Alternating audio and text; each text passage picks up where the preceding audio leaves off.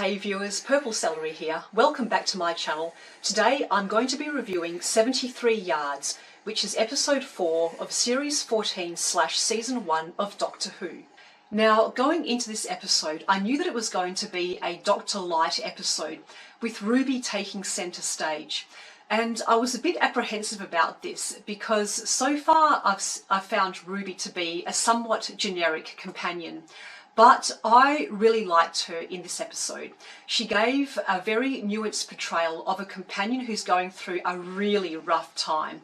First of all, the Doctor vanishes, then she's abandoned by her family and unit, all the while being followed by a really creepy old lady. I really liked how we saw Ruby's vulnerabilities shine through.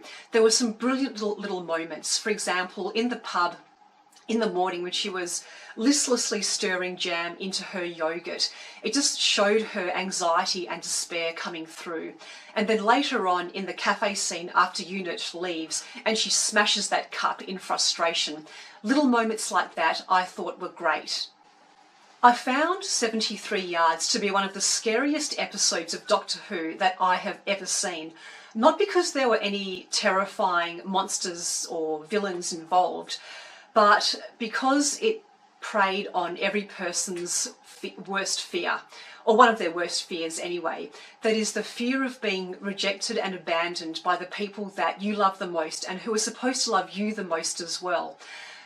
Those scenes between Carla and Ruby where Carla basically tells Ruby, don't contact me again, they were just so heartbreaking.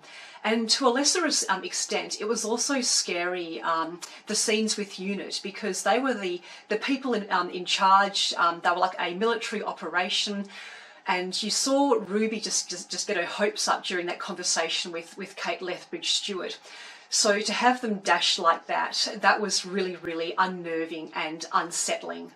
The episode was interesting in the sense that it started off as a traditional folk horror type story.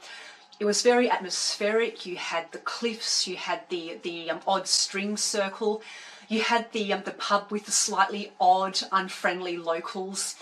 And I actually thought this was on track to become another bottle episode, which was all set inside the pub. But then about a third, halfway through, everything just like blew right open and the episode changed direction and became like a political dystopian thriller type story, which I didn't mind at all. It gave me vibes of the show Years and Years, which is another show written by Russell T Davies, which I would absolutely recommend if you haven't checked it out already. So yeah, it subverted my expectations, but in a good way. Incidentally, I really enjoyed Ruby's solution to the main problem in the stadium scene. I thought that was quite ingenious. When she was walking across the grass and she reached into her coat pocket, I honestly thought that she was going to pull out a gun and shoot the fascist Prime Minister.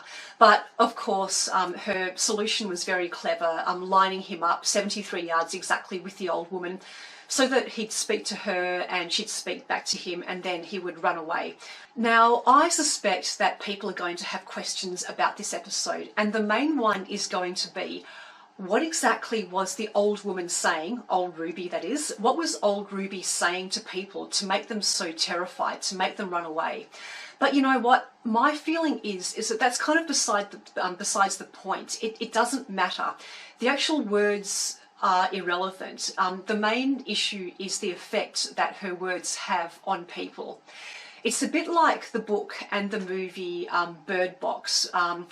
That book and the movie featured these monsters who were never seen by the main character, never described by anyone. But the effect was that they basically drove people mad and caused them to basically seek to end their own lives. So in that sense, what they looked like wasn't relevant, but the effect they had on people was. And I think it's the same in 73 Yards. I suspect that another question is going to be, what is the connection between Mad Jack and the Prime Minister, Roger Ap Gwilliam, I think his name was? My theory or my understanding is that when the Doctor broke the string circle, he inadvertently released the spirit of Mad Jack. And this part's somehow a bit nebulous, but my understanding is that the spirit of Mad Jack somehow found its way to the future Prime Minister. I think that some people might struggle with the supernatural element of this story. I know that when I was watching this with my partner, he kept on saying, "This isn't Doctor Who, this doesn't feel like Doctor Who." And he is right in the sense that science fiction wasn't really involved with this episode. It was very much folk horror, supernatural, paranormal stuff happening. I personally didn't mind it. Yeah, look, you know, not traditional Doctor Who, but it's different, and I think that it's good to have a change every now and then. I did want to make one observation. This is the second time in 2 episodes that the Doctor has quite literally put his foot in it. Obviously, with the episode Boom, he stepped on the landmine, and this episode he tripped and also didn't trip, but he broke the string circle. I'm beginning to see that the 15th Doctor is a guy who's a little bit careless, a little bit reckless, doesn't think before he moves.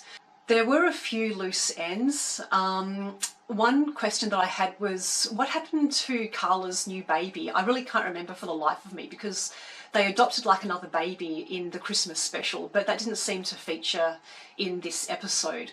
It also wasn't terribly clear why the Doctor vanished after he broke the string circle. I assumed that was some kind of magical punishment for breaking the string circle, but it wasn't quite fully explained. Overall, I was captivated by this episode, really enjoyed it. I think it's the best one of the series so far. I love the psychological horror aspect of it. I loved how it subverted my expectations. I would give 73 Yards a 9 out of 10. But as always, these are just my thoughts, my opinions. What do you guys think about the episode? Please leave your thoughts in the comments section below. If you've enjoyed this video, please give it a like and subscribe to my channel if you haven't already. And I'll be back next week to review episode 5. Until then, take care.